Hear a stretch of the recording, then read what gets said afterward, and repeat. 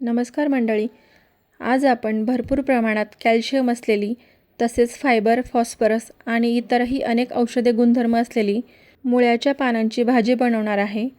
चला तर मग सुरुवात करूया। या ठिकाणी मी भरपूर अशी मुळ्याची पानं घेतलेली आहेत। त्याचबरोबर ती 2 ते 3 पाण्याने स्वच्छ धुवून घेतलेली आहे।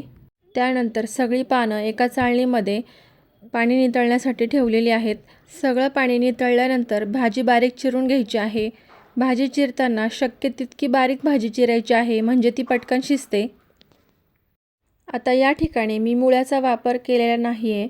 तुम्हाला जर हवं असेल तर तुम्ही याच्यामध्ये एखादा मुळा किसून टाकू शकता, पण मी इथे मुळा घेतलेला नाही आहे, कारण मी मुळ्याचा ठेचा बनवणार आहे।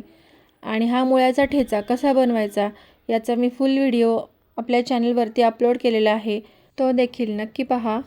तर या ठिकाणी मी सगळी भाजी अशा प्रकारे बारीक चिरून घेतलेली आहे। त्यानंतर गॅसवरती कढई गरम करायला ठेवून त्याच्यामध्ये 2 पळी तेल टाकलेलं आहे। यानंतर 2 मोठ्या कांड्या लसणाच्या सोलून घेतलेल्या आहेत आणि 6 ते 7 हिरव्या मिरच्या घेतलेल्या आहेत। हिरव्या मिरचीचं प्रमाण तुम्ही कमी जास्त करू शकता। आता हा लसूण जो आहे तो मी बारीक ठेचून घेतलेला आहे आणि हिरव्या मिरचीचे बारीक तुकडे केलेले आहेत। आता लसूण आणि हिरवी मिरची गरम झालेल्या तेलात टाकून लसूण सोनेरी होईस्तोपर्यंत परतून घ्यायचं आहे।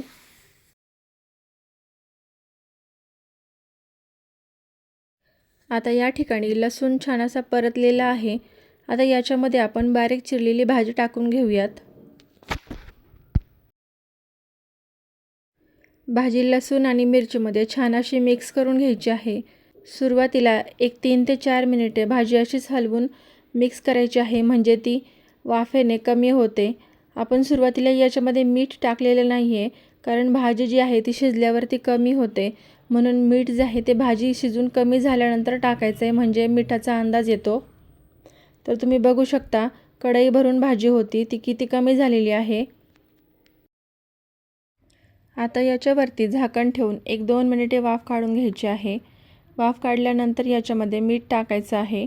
मीठ टाकून पुन्हा एकदा भाजी मिक्स करून घ्यायची आहे आणि याला झाकण ठेवून छान अशी शिजवून घ्यायची आहे। भाजी शिजवत असताना मध्ये मध्ये गरज पडल्यास याच्यावरती थोडासा पाण्याचा शिंतोडा मारून घ्यायचा आहे, म्हणजे भाजी जी आहे ती कोरडी होत नाही आणि खाली लागतही नाही। आता या ठिकाणी बऱ्याचदा काय होतं, मुळ्याची जी पानं आहे ती निब्बर असतात, त्यामुळे या पानांना बारीक चिरून उकळून घेतलं आणि मग फोडणी दिली तरीही चालते। या ठिकाणी मुळ्याची भाजी शिजून तयार आहे। आता याच्यामध्ये मी अर्धी वाटी भाजलेल्या शेंगदाण्याचा कूट घालणार आहे आणि पुन्हा एकदा मिक्स करून झाकण ठेवून एक वाफ काढून घेणार आहे। या ठिकाणी मुळ्याच्या पानांची भाजी खाण्यासाठी तयार आहे।